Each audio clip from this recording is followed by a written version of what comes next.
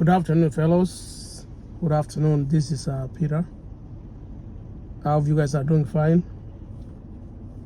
Thank you to my channel. Today, I'm going to talk about why most people fail when they go for interview at the U.S. Embassy. From my research I've done, people make very simple mistakes, and that's the reason why I want to do this video to help you guys, those ones who have been scheduled to go for interview pretty soon, so you can get information from this video so that when you make your way there, you can be prepared. But before this, if you are a new visitor to my channel, I kindly ask you to consider subscribing, share, like, and turn your notification on. Every time I do this video, YouTube will notify you. So the reason why I'm doing this video is I've talked to a lot of friends, some who have won green cards, and some for some reasons they have been selected to come to the United States for other reasons.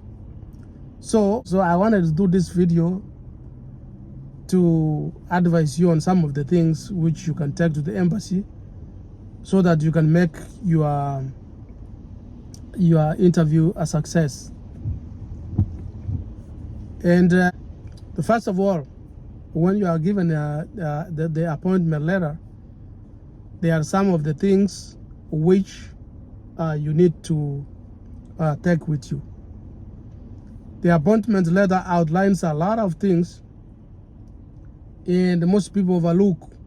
For example, if they tell you to take originals, for example, original certificate, most people take photocopies.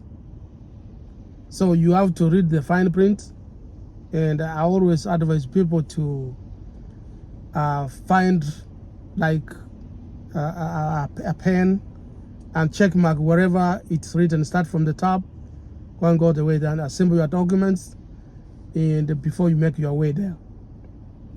And also, most people, for some reasons, they don't keep time.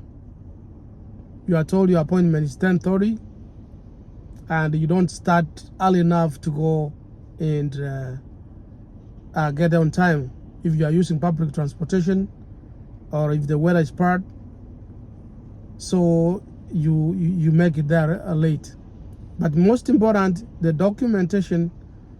If they ask you the documentation, if they ask you passports, photo passports, make sure you take them the photo passports which have not expired. If you took them like 6 months ago and they ask you, don't say that, okay, I will take this one so that I can save some money.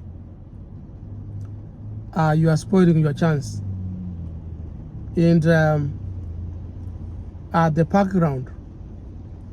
If you have background, for example, the fingerprints, if you had them like 6 months ago, or if you submitted them during the initial application, don't use the same fingerprints. The reason is why the things change.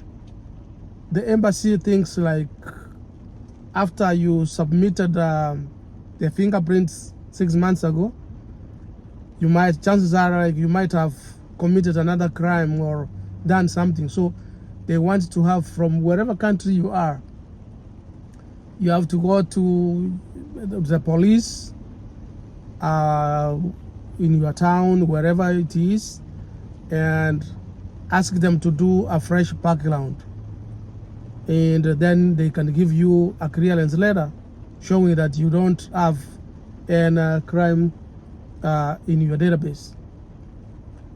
So that's what most people do. They say like, oh, okay, if the background is going to you pay a fee, it's going to be expensive for them. Of course, it's expensive, but you know, if you do shortcuts are not going to help you. And during the initial application, you need to remember what you wrote on the application, because remember, you are going for an interview, and when you go for an interview, you don't know what the interviewer is going to ask you about. So what you do is look at your application, familiarize yourself with whatever you wrote there, because if you did application like a year ago and you have been invited for an interview after 1 year, there's every possibility that you might forget some of the things. And that's the reason why you need to be upfront, ahead of the game, to get prepared and go there. And during the application, you know, if they ask you a question and you are not sure, honestly tell them you are not sure. Don't try to make up answers. You know, those people are trained on how to detect if you are lying to them or you are telling them the truth. So it's always a good practice to be truthful and try to make your interview as comfortable as possible. And if they ask you like tricky questions, for example, they might ask you, do you have any other relatives in the United States or something like that? So that one you would have to tell them the truth. If you have a relative there, tell them you have a relative there. If you don't have, tell them the truth, you don't have.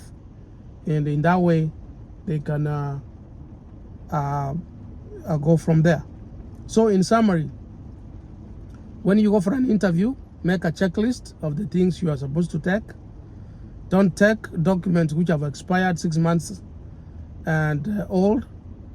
And don't use photocopies when you are asked originals. And study your application. Make sure you know what you are going to say. When you go there, be confident. I know a lot of people, I'm doing this video because a lot of people are going to go for interview. Those ones who were selected from the DV lottery 2025, those ones who won, they are pretty soon going to go for interview. And if they pass their interview, they are going to make their way to the United States. So for today, thank you so much. And remember, interview is very, very important. There are two outcomes. Either you are approved or they deny you. And if they deny you, then you can run from your mistakes. And probably next time you can go from there. Thanks guys for taking your time. And let me know what you think in the comment section below this video so that we can go from there. Thank you so much, and I hope I'll see you in the next video, guys. Bye-bye.